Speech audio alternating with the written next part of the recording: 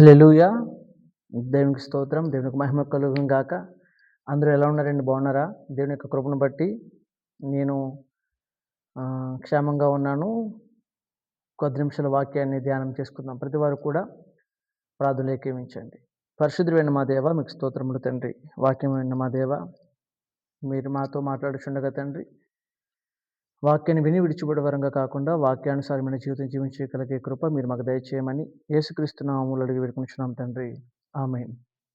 ఇక్కడ వాక్యము ఏమని సెలవిస్తుందంటే ఆహ్, మనకి లోక సంబంధమైన దాహం అనేది వేస్తూ ఉంటుంది. అది వాటర్ తాగకపోతే ఉండలేం.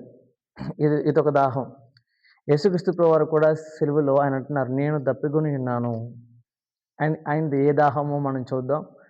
ఈ లోక సంబంధమైన దాహాలు, ధన దాహం ఉంటుంది కొంతమందికి. ధనమే వారికి దాహం కింద ఎప్పుడు ఎప్పుడు కూడా ధనం మీదే ఎలా ఎలా డబ్బు సంపాదిద్దాం, ఏ వ్యాపారాలు పెడదాం, ఏ వ్యాపారంలో డబ్బు సంపాదిద్దాం, ఇంకెంతసేపు కూడా ధనం మీదే వారి యొక్క దాహం ఉంటుంది. వారి యొక్క ధనం ద్వారా వారి యొక్క కడుపు నింపుకోవాలని చూస్తూ ఉంటారు. అంతేకాదు కొంతమందికి కీర్తి ప్రతిష్టలు అనే దాహం, కొంతమందికి కుల దాహం, కొంతమందికి మత దాహం, కొ పేరు ప్రతిష్టలనే దాహము, లేదంటే పదవులనే దాహము. ఒక్కొక్కరికి లోక సంబంధమైన దాహాలు ఉంటున్నాయి తప్ప, ఆత్మీయ సంబంధమైన దాహము ఎవరికి కూడా ఉండట్లేదండి ఈ రోజుల్లో. ఆత్మ సంబంధమైన దాహం ఏంటి అసలు? వాక్యం సెలవిస్తుంది కదా! నీతి కొరకు ఆకలి దప్పిక కలవారు ధన్యులు, వారు తృప్తిపరచబడుదురు అని చెప్పి మత్తయి సువార్తలో 5వ అధ్యాయము 6వ వచనంలో దేవుడు రాస్తా ఉంటున్నారు. అంటే నీతి కొరకు ఆకలి దప్పికలు కలిగి ఉండాలంటే అండి. చూడండి, బైబిల్ గ్రంథంలో ఎంతోమంది పరిశుద్ధులుగా జీవించారు. వారు నీతిగా జీవించడానికి ఇష్టపడ్డారు. ఈ లోక సంబంధమైన దాహాల వెంట వారు వెళ్ళలేదు. కామపు దాహమని, లేదంటే ధన దాహమని, వ్యామోహపు దాహమని, ఎన్నో రకాల దాహాలు కనిపిస్తూ ఉంటాయి. యోసేపు అనే ఆయన ఒక నీతిమంతుడిగా కనిపిస్తా ఉంటున్నాడు. దేవుని యొక్క వాక్యం సెలవిస్తా ఉంటుంది చూడండి. ఆయన జీవజలము ఇచ్చే దేవుడుగా కనిపిస్తా ఉంటున్నాడు.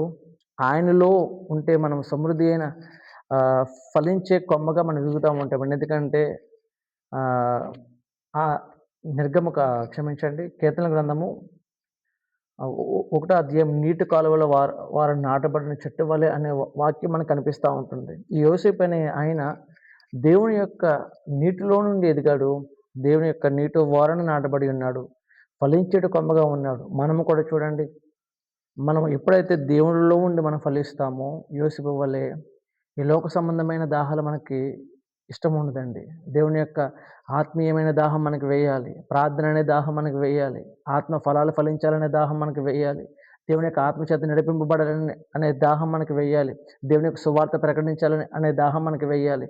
అంతేగాని ఈ లోక సంబంధమైన దాహాలు గుండా వెళ్తా ఉంటున్నారు. యోసేపు ఎందుకు ఫలించాడంటే, ఫలించేటి కొమ్మగా ఉన్నాడంటే, యోసేపు నీటి ఓరలు నాటబడ్డాడు. ఆ నీరు చూడండి, వాక్యం నీరుగా కనిపిస్తా ఉంటున్నది.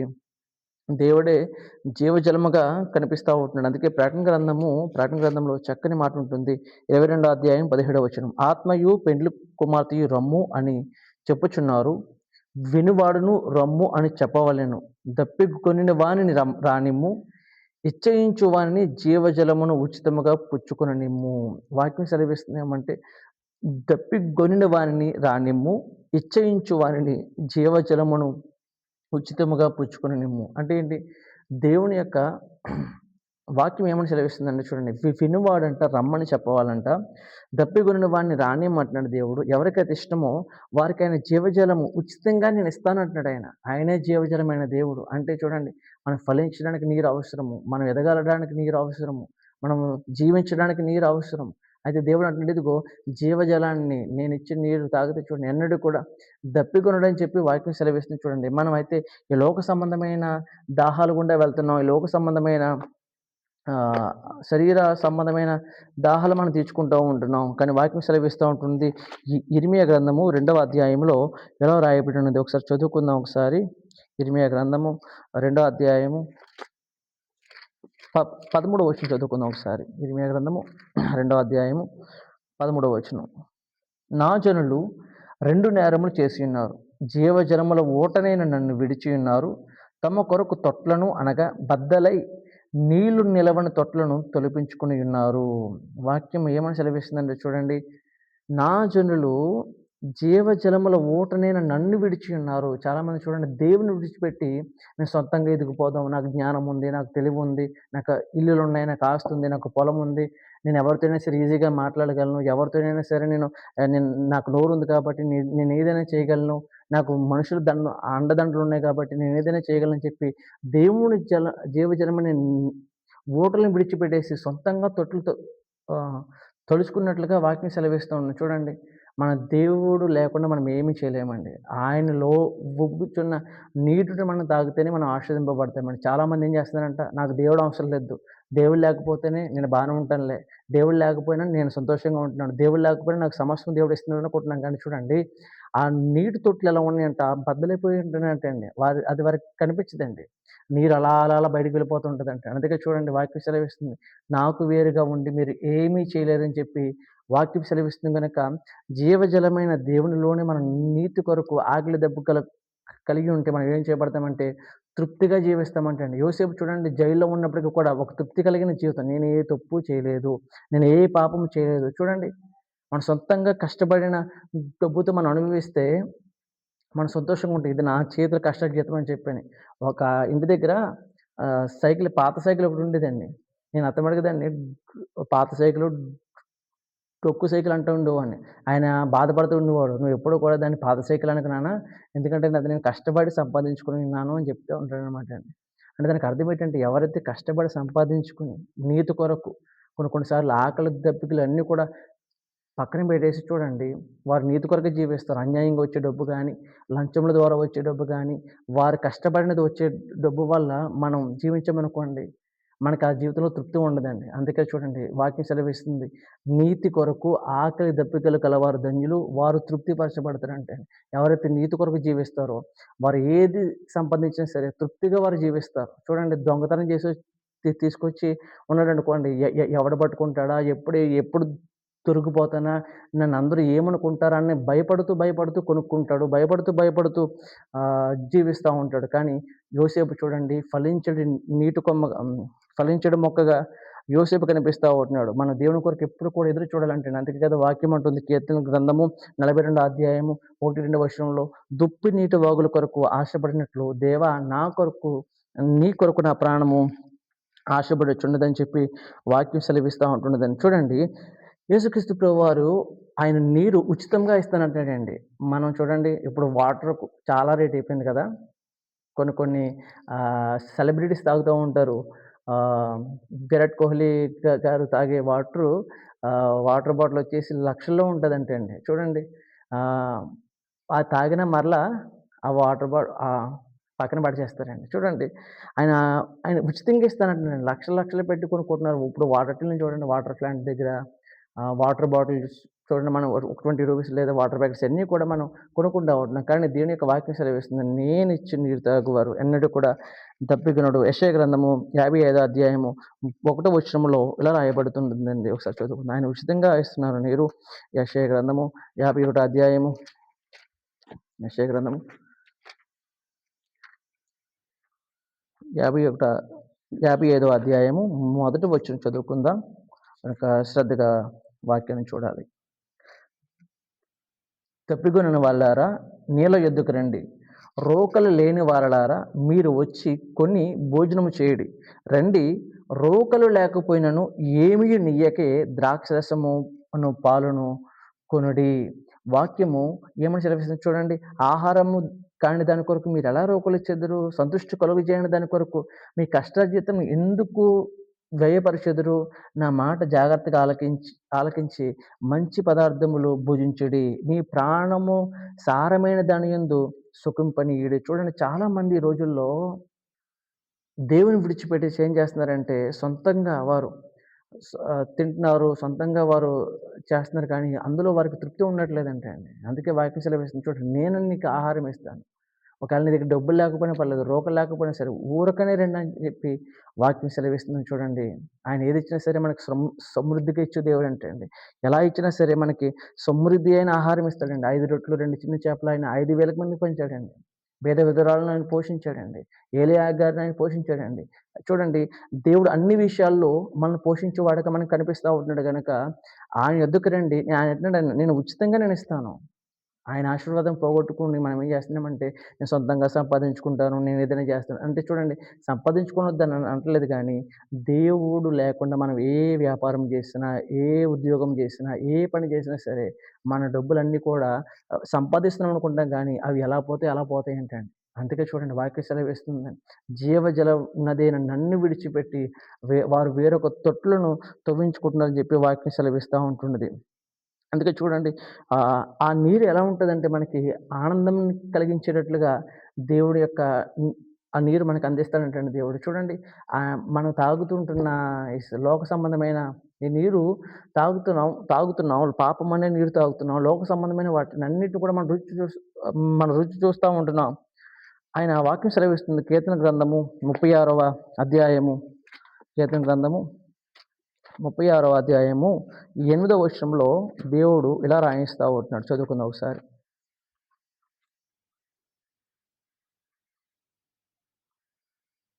నీ మందిరము యొక్క సమృద్ధి వలన వారు సంతృప్తి నొందుచున్నారు. నీ ఆనంద ప్రవాహములోనిది నీవు వారికి త్రాగించుచున్నావు. నీ యొద్ద జీవపు ఊట కలదు. నీ వెలుగును పొందియే మేము వెలుగు చూచుచున్నాము. వాక్యం సెలవిస్తుంది ఏమంటే చూడండి, నీ మందిరం యొక్క సమృద్ధి వలన వారు సంతృప్తి నొందుచున్నారు.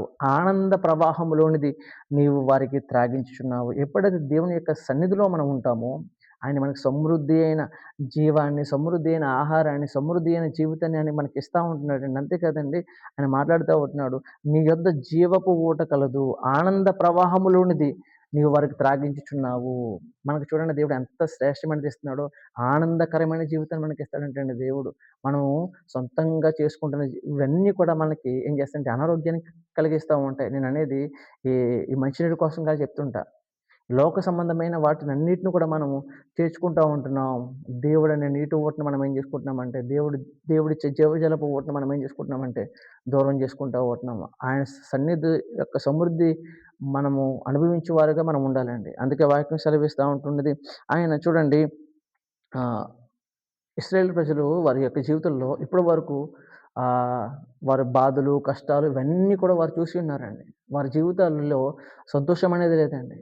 ఎప్పుడైతే చూడండి, యేసుక్రీస్తు ప్రభువారు తండ్రి అయిన దేవుడు ఇశ్రాయేలు ప్రజలను విడిపించి ఆ అరణ్యములో బండలో నుండి దేవుడు వారికి నీరుని ఇచ్చాడంటండి. ఆ నీరు ఎలా ఇచ్చాడంటే సమృద్ధిగా వారికి ఇచ్చాడంటండి. ఆనందకరంగా ఉచితంగా వారికి ఇచ్చారంటండి. వారందరూ కూడా తాగి ఎంతో తృప్తి పొందినట్టుగా మనకి వాక్యంలో సెలవిస్తా ఉంటున్నారండి. అందుకే చూద్దాం ఒకసారి, వాక్యం సెలవిస్తా ఉంటుంది ఒకసారి.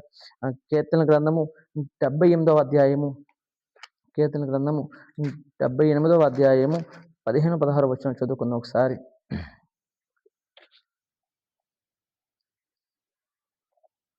అరణ్యములో ఆయన బండలు చీల్చి సముద్రమంత సమృద్ధిగా వారికి నీరు త్రాగనిచ్చెను. బండలో నుండి ఆయన నీటి కాలువలను రప్పించెను. నదుల వలె నీళ్లు ప్రవహింపజేసెను. చూడండి, ఆయన ఏదిచ్చినా సరే మనకి సమృద్ధిగా ఇస్తాడంటే అండి. మనమే చూడండి, ఏ ఏ ఏది ఏది ఏ ఆశీర్వాదం పొందుకున్నా సరే లోక సంబంధమైనది మనకు అందులో ఆహ్, కొంతవరకు లాభం ఉంటుంది. కొంతవరకు నష్టం ఉంటుంది. కానీ దేవుడిచ్చే దేవుడిచ్చే ఆశీర్వాదము, దేవుడిచ్చే ఫలింపు మనకి సమృద్ధి అయిన ఆశీర్వాదంగా దేవుడిస్తానని చెప్పి వాక్యం సెలవిస్తుంది. చూడండి, బాధలోనూ ఉంటున్నావేమో, కష్టంలోనూ ఉంటున్నావేమో, వేదనలోనూ ఉంటున్నావేమో, బాధ నీరుని నువ్వు తాగుతున్నావేమో చూడండి. ఇశ్రాయేలు ప్రజలంట వారు తాగుతున్న నీరు మారాగా ఉందంటండి, చేదుగా ఉందని చెప్పి నిర్గమకాండము 15వ అధ్యాయము 23వ వచనంలో కనిపిస్తా ఉంటుంది. అప్పుడు ఏం చేస్తాడంటే దైవజనుడు ఒక కొమ్మని నరికి ఏం చేస్తాడంటే అందులో వేస్తాడండి. ఆ నీటిలో వేస్తే ఆ నీరు మధురముగా మారతాయంటండి. అంటే వాక్యం ఏమని సెలవిస్తుందంటే, మన పాత జీవితంలో, చేదు జీవితంలో, విషపూరితమైన ఈ యొక్క పాపపు లోకంలో ఎప్పుడైతే చూడండి, ఆ కొమ్మనగా యేసుక్రీస్తు ప్రభువారు ఇక్కడ ఇందాక నీతిమంతుడైన యోసేపుని చూసాము.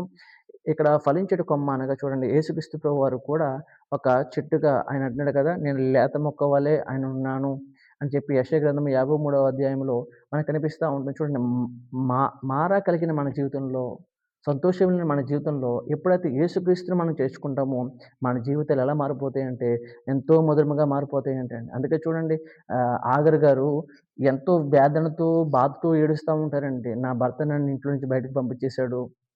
నా కుమారుడు ఏడుపు చూస్తుంటే నేను చూడలేకపోతున్నానని చెప్పి ఎంతో వేదనతో ఏడుస్తుందంట అండి. కానీ భర్త ఇచ్చిన నీరు కొంతవరకు అవసరం తీరింది. సమృద్ధి అయిన ఆ అవసరం తీరలేదండి. కానీ యేసుక్రీస్తు ప్రభువారు తండ్రి అయిన దేవుడు ఏం చేశాడంటే అక్కడ ఒక నీటి ఊటలను ఉబికినట్లుగా చేశాడు. మనుషులిచ్చే ఆశీర్వాదం నీకు కొంతవరకు ఉంటుందేమో కానీ దేవుడు నిన్ను ఆశీర్వదిస్తే అది బహుగా విస్తారమైన ఆశీర్వాదం దేవుడు నీకిస్తాడు గనక ఈ లోక సంబంధమైన దాహాలు మనం కలిగి ఉండకూడదండి. ఆత్మ సంబంధమైన దాహం మనకు కలిగి కలిగి ఉండాలని చెప్పి వాక్యము మనకి బోధింపజేస్తా ఉంటున్నది. అంతేకాదు చూడండి, మనము నీటి కోసం వెతుకుతూ ఉండాలంటండి. వాక్యం సెలవిస్తుంది చూడండి. మనం ఆ దాహం అనేది మనకు ఉండాలంట. ఎవరికి దాహం ఏది చెప్పండి? చనిపోయిన వారికి దాహం ఏది. ఎందుకంటే వారికి దాహం ఏది. ఎందుకంటే చనిపోయిన తర్వాత నీళ్ళేసినా సరే వారు తాగరు. ఇంకెవరికి దాహం ఏదంటే ఆ రోగంతో ఉన్నవారికి దాహమేయదు. వాక్యం సెలవిస్తుంది కదా! మనం అపరాధముల చేతను, పాపముల చేతను చచ్చిన వారుండగా ఆయన క్రీస్తుతో కూడా మనం బ్రతికించాడంటండి. అంటే చూడండి, అంటే క్రీస్తు మన జీవితంలోనికి మనం చేర్చుకుంటే చూడండి, ఆత్మీయ దాహాన్ని ఆయన మనకు తీర్చివాడుకున్నాడు చూడండి. ఆత్మ ఫలింపు అనే దాహాన్ని ఆయన తీర్చబోతా ఉన్నాడు. అందుకే చూడండి, మనం వెతకాలంటే అండి, మనం చూడండి ఎవరిది వెతుకుతున్నారు? దీనులు, దరిద్రులు ఆయన నీళ్ళు వెతుకుచున్నారని చెప్పి వాక్యం సెలవిస్తుంది. యెషయా గ్రంథము, అదే యెషయా గ్రంథము 41 అధ్యాయము, యెషయా గ్రంథము 41 అధ్యాయము 17 వచనం చదువుకుందాం ఒకసారి.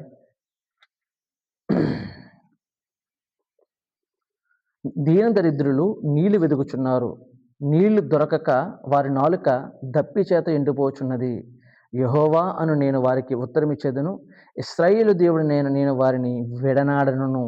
జనులు చూచి యెహోవా హస్తము ఈ కార్యము చేసినని ఇశ్రాయేలు 19వ వచనం చదువుకుందాం ఒకసారి. చెట్లు లేని మెట్టల మీద నేను నదులను పారజేయుదును, లోయల మధ్యను ఊటలను ఉబకజేసేదను, అరణ్యమును నీటి మడుగుగాను, ఎండిన నేలను నీటి బుగ్గగాను చేసేదను. వాక్యం చూడండి ఏమని సెలవిస్తుందో. ఎవరు వెతుకుతున్నారంట? దీనదరిద్రులు నీళ్లు వెతుకుచున్నారంట. వారి నాలుక ఏమైపోయిందంట? ఎండిపోయినట్టుగా ఉందంట. చూడండి, మన జీవితంలో కూడా ఎండిపోయిన జీవితాలు మనకున్నాయి కదండీ! మన జీవితంలో ఫలింపు లేని జీవితాలు మనకున్నాయి కదండీ! నిజమే అండి. నా జీవితంలో ఏ ఆశీర్వాదం లేదండి. నా జీవితంలో ఫలింపు లేదండి. ఏదో పేరుకు జీవిస్తున్నాను కానీ నాలో ఆహ్, ఆహ్, ఫలింపు అనేది లేదండి అని నువ్వు అనుకుంటున్నావేమో. దేవుని వెతకాలండి మనం. ఎప్పుడైతే చూడండి నీటి ఊటలు కలిగిన దేవుడిని మనం ఎప్పుడైతే వెతుకుతామో ఆయన చూడండి ఏమంటున్నాడు? చెట్లు లేని మెట్టల మీదను నేను నదులను పారజేసేదను, లోయల మధ్యను ఊటలను చేసేదను, అరణ్యమును నీటి మడుగుగాను, ఎండిన నేలను నీటి బొగ్గగాను చేసేదను. ఎండిన జీవితాలను దేవుడు ఏం చేస్తాడంట? నీటి బొగ్గగా చేస్తాడంట అండి. అందుకే చూడండి వాక్యం సెలవిస్తూ ఉంటుంది. ఎప్పుడు కూడా దేవుని సన్నిధిలో, అయ్యా నా జీవితము ప్రభువా, ఎండిపోయిన జీవితము ప్రభువా, దేవుని వెతకాలండి మనం. ఆయన ఎవరికైనా సరే ఆయన వెతకగా దొరికే దేవుడండి. అంతేకాదు మనలో ఆత్మీయ దాహం వెయ్యాలని చెప్పి ఆయన ఒక పండుగలో ఆయన ఎలా మాట్లాడుతూ ఉంటున్నాడు. అంత్యదినమున చివరి కాలంలో యోహాను సువార్త 7వ అధ్యాయంలో ఈ మాటలు మనకు కనిపిస్తూ ఉంటాయి. యోహాను సువార్త 7వ అధ్యాయము 37వ వచనం కాడ నుంచి చదువుకుందాం. ఆ పండుగలో మహాదినమున అంత్యదినమున యేసు నిలిచి, ఎవడైనను దప్పిగొనిన యెడల నా యొద్దకు వచ్చి దప్పి తీర్చుకొనవలెను. నా యందు విశ్వాసముంచు వాడెవడో లేఖనము చెప్పినట్టు వాని కడుపులో నుండి జీవజల నదులు పారునని బిగ్గరగా చెప్పెను. హల్లెలూయా. చూడండి, నా యందు విశ్వాసముంచు వాడెవడో లేఖనము చెప్పినట్టు వాని కడుపులో నుండి జీవజల నదులు పారునని బిగ్గరగా చెప్పును. తన యందు విశ్వాసం ఉంచు వారందరూ కూడా పొందబోయే ఆత్మ గురించి దేవుడు ఎలా మాట్లాడుతుంటాడు. అందుకే చూడండి, ఆత్మ ద్వారా మనం నడిపింపబడాలి. యేసుక్రీస్తు ప్రభువారు చెప్తా ఉంటున్నారు. ఆయన వాక్యం సెలవిస్తూ ఉంటున్నది. ఏమని సెలవిస్తుందంటే చూడండి, నా యందు విశ్వసించువాడు ఎవడో వాని కడుపులో నుండి జీవజల నదులు పారునని బిగ్గరగా చెప్పాను. దేవుని యందు ఎప్పుడైతే నువ్వు విశ్వాసం ఉంచుతావో దేవుని యొక్క ఆత్మ నీలోనికి ప్రవహింపజేస్తూ ఉంటాడండి. దేవుని యొక్క ఆత్మ చేత మనం నడిపింపబడాలి. ఆత్మీయ దాహం మనకు ఉండాలి. లోక సంబంధమైన దాహాలు మనకు ఉంటున్నాయి. ఈ లోక సంబంధమైన వాటి వల్ల ఏమవుతుందంటే బండలా చీలిపోతున్నాయి ఏంటండి. మనం తొలిపించుకున్న తొట్లు ఏమైపోతున్నాయంటే అందులో నుంచి నీరు వెళ్ళిపోతున్నట్టుగా కనిపిస్తూ ఉంటున్నది. బైబిల్ గ్రంథంలో ఒక సమరయ స్త్రీ మనకి కనిపిస్తా ఉంటుందండి. సమరయ స్త్రీ. ఆమె శారీరక సంబంధమైన దాహంతో ఆమె ఆహ్, బావి దగ్గరికి రావడం మనకు కనిపిస్తా ఉంటుంది. అప్పుడు యేసుక్రీస్తు ప్రభువారు అంటారు, "నేనిచ్చు నీళ్లు తాగువాడు ఎన్నడూ కూడా దప్పికొనడు. నేనిచ్చు నీరు నిత్య జీవానికి నడిపిస్తదంటండి." నిజమే కదండీ! ని యోహాను సువార్త 4 అధ్యాయం 14 వచనంలో ఆయన యొక్క వాక్యం సెలవిస్తా ఉంది చూడండి. ఆయనిచ్చిన నీళ్లు తాగితే ఎప్పుడు కూడా మనం దప్పికొనమంట. అంతేకాదు ఆయన ఆత్మీయ దాహాన్ని తీర్చే దేవుడుగా మనకు కనిపిస్తా ఉంటున్నాడు. ఆయన ఇచ్చే నీరు ఎలా ఉంటదంటే సమృద్ధి అయిన నీరిస్తాడంట. ఆయన మనకు ఉచితంగా ఆయన నీరిస్తాడంట. అంతేకాదు ఆనంద ప్రవాహంలో నుండి ఆయన మనకి ఇస్తాడంటండి. ఆయన ఇచ్చేటప్పుడు చూడండి మారాగా ఉంటుంది. మన జీవితాలను ఆయన మధురముగా మార్చేస్తా ఉంటున్నాడు. అంతేకాదు సమరయ స్త్రీ తన జీవితంలో శరీర దాహంతో ఆమె వచ్చింది. కానీ ఆమె ఎప్పుడైతే దేవుడిచ్చిన నీరు తాగిందో తన యొక్క శారీరక సంబంధమైన పాపాన్ని, శారీరక సంబంధమైన, లోక సంబంధమైన దాహం దాహాన్ని ఆమె విడిచిపడేసింది. ఎందుకంటే చూడండి, ఆమెకి అసలైన నీటి ఊట ఆమెకి ఎప్పుడైతే దొరికిందో, నా దాహం తీరింది, నాకు మెస్సియా ప్రత్యక్షమయ్యాడు అని చెప్పి ఆమె అనేకులకు సాక్ష్యం చెప్పిందంటండి. ఆమె జీవితం మనం ఆలోచన చేసినట్లయితే, ఆమె జీవితం మొదట ఎండిపోయిన దానిగా ఉంది, ఎడారిగా ఉంది, చేదుగా ఉంది. తన జీవితంలో 6 పురుషులతో ఆమె ఉన్నట్టుగా కనిపిస్తా ఉంటుంది. అందులో సంతోషం లేదని చెప్పి ఆమెకే అర్థమైంది. నిజమైన నీటి ఊట దగ్గరికి ఆమె వచ్చింది. ఈ లోకంలో ఉన్నదన్నీ కూడా శరీరాశ, నేత్రాశ, జీవడము ఇవన్నీ కూడా చూడండి అపవాది వలన పుట్టినియంటే. వాటి కోసం మనం ఏం చేస్తున్నామంటే, జీవజలమైన దేవుని విడిచిపెట్టేస్తా ఉంటున్నాం. మనకు మనమే సొంతంగా తొట్లు తవ్వించుకుంటా ఉంటున్నాం. వాటిలోనే మేము ఫలించాలనుకుంటా ఉంటున్నాం. దేవునికి వేరుగా ఉండి మనం ఏమీ చేయలేమండి. అందుకే చూడండి యెషయా గ్రంథము 12 అధ్యాయము 3వ వచనంలో ఇలా రాయబడి ఉన్నది. యెషయా గ్రంథము 12 అధ్యాయము 3వ వచనం. ఇదిగో నా రక్షణకు కారణభూతుడగు దేవుడు నేను భయపడక, నా రక్షణకు కారణభూతుడగు దేవుడు నేను భయపడగా ఆయనను నమ్ముకొనుచున్నాను. యెహోవా యెహోవాయే యెహోవాయే నాకు బలము. ఆయన యెషయా గ్రంథము 12 అధ్యాయం 3వ వచనం. కావున మీరు ఆనందపడి రక్షణ ఆధారములైన బావులలో నుండి నీళ్లు చేదుకుందురు. వాక్యం సెలవిస్తుంది చూడండి. కావున మీరు ఆనందపడి రక్షణ దారములైన బావులో నుండి నీళ్లు చేదుకుందురు. నిజమే. మనకు నీరైపోతే ఏం చేస్తాం? నీళ్లు తోడుకుంటాం. రక్షణాధారమైన బావులంటే ఎవరు? మనకు రక్షణ కల్పించేది ఎవరు? దేవుడు. అయ్యా! నాలో నీళ్ళు లేదు ప్రభువా! నీ నీరు దయచేయండి ప్రభువా! చూడండి సమరయ స్త్రీ ఎలా అయితే నీరు సంపాదించుకొని ఉన్నదో, మనము కూడా చూడండి ప్రభువా! నాకు నీ రక్షణ కావాలి ప్రభువా! నిస్సారమైన జీవితం ప్రభువా నాది. అయ్యా! నీ రక్షణ అనుభవం నాకు దయచేయండి ప్రభువా! చూడండి దేవునితో మనం పోరాడాలంటేనండి, కొలాయికాడ నీళ్ళ కోసం గొడవాడుకున్నట్టు కాదు. యాకోబు ఎలా పెనుగులాడాడు? ఎంత పశ్చాత్తాపపడ్డాడండి? నేను నేను మోసగానన్నాడు. తన జీవితాన్నంతా కూడా ఒప్పుకున్నాడు. తన ఆస్తంతా కూడా ముందు పంపించేసాడు. నాకు ఈ ఆస్తి కూడా నాకు అవసరం లేదనుకున్నాడు. దేవునితో ఒంటరిగా గడిపాడంటండి. ఒంటరిగా గడిపి దేవునితో మాట్లాడే అనుభవం మనకు రావాలండి. ఎప్పుడైతే చూడండి దేవునితో పెనుగులాడాడో దేవుడు యాకోబు జీవితాన్ని మార్చివేశాడు. ఎలా మార్చివేశాడు? మోసగడుకుంటున్న జీవితాన్ని ఇదిగో యాకోబు ఇక నీ పేరు ఇశ్రాయేలే గాని యాకోబు అనబడదని చెప్పి వాక్యం సెలవిస్తుంది. చూడండి ఇశ్రాయేలు అనగా చూడండి యాకోబు పేరుని ఒక దేశంగా దేవుడు మార్చేశాడండి. ఎప్పుడైతే చూడండి ఆ సమరయ స్త్రీ ఉంది. సమరయ స్త్రీ యొక్క జీవితాన్ని దేవుడు మార్చేశాడు. ఈ లోక సంబంధమైన దాహాన్ని ఎప్పుడైతే విడిచిపెట్టి దేవుళ్ళలోనికి వచ్చారో వారు సమృద్ధి అయిన దాహం, ఆ దాహం వారికి తీరినట్లుగా వాక్యం సెలవిస్తా ఉంటుంది.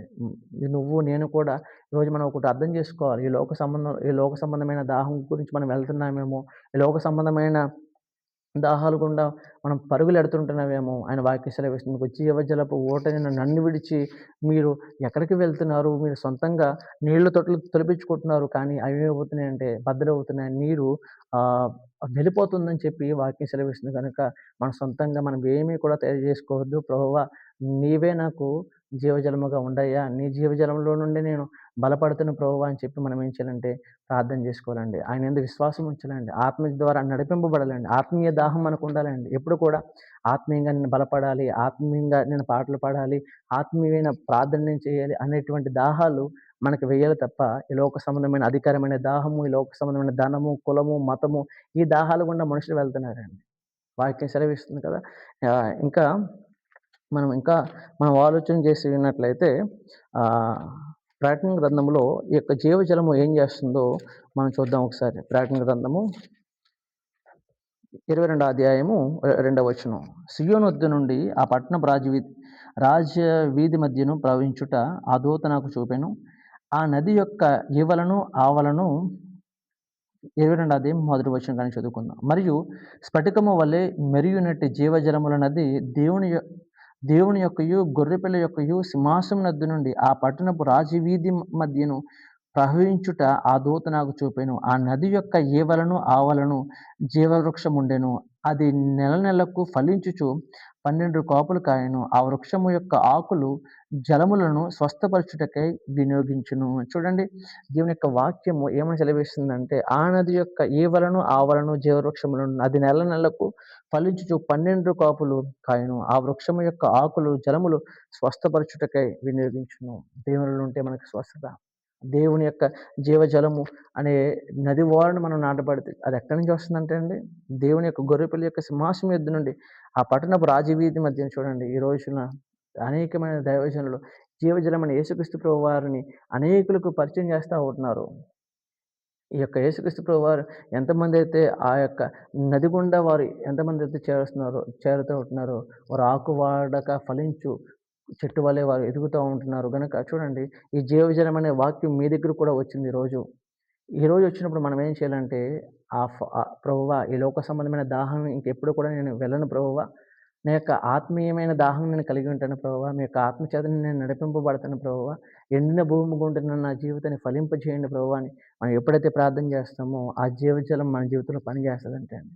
అంతే కదా, ఆయన జీవజలపు జలములు మన కడుపులో నుంచి ఉబ్బుతాయంటండి. ఆయనకి ఏ ఆశీర్వాదం ఉందో, ఆయనకి ఏ మహిమ ఉందో, ఆ మహిమని మనకి ఇవ్వాలనుకుంటున్నాడండి దేవుడు. గనుక ప్రతి ఒక్కరు కూడా, ప్రభువా, ఇప్పటి వరకు నా జీవితం మారాగుంది ప్రభువా, చేదు జీవితం ఉంది ప్రభువా, ఎడారిగా ఉంది ప్రభువా. అయ్యా, నా జీవితంలో ప్రభువా తండ్రి నాయన, ఇదిగో తండ్రి, లోక సంబంధమైన దాహాలు గుండా నేను వెళ్ళాను ప్రభువా. అయ్యా, మీ యొక్క ఆత్మీయ దాహాన్ని కలిగి ఉంటాను ప్రభువా అని చెప్పి ప్రార్థన చేసుకుందాం. పరిశుద్ధమైన మా దేవ, మీకు స్తోత్రములు తండ్రి. మీకు ఆత్మీయ దాహం కలిగి మీరు జీవించగలిగే కృప మీరు మాకు దయచేయండి ప్రభువా. విన్న వాక్యాన్ని విడిచిపెట్టకుండా ప్రభువా తండ్రి, వాక్యానుసారమైన జీవితం జీవించగలిగే కృప మీరు మాకు దయచేయమని యేసుక్రీస్తు నామములో అడిగి వేడుకొనుచున్నాం తండ్రి. ఆమేన్. Thank you.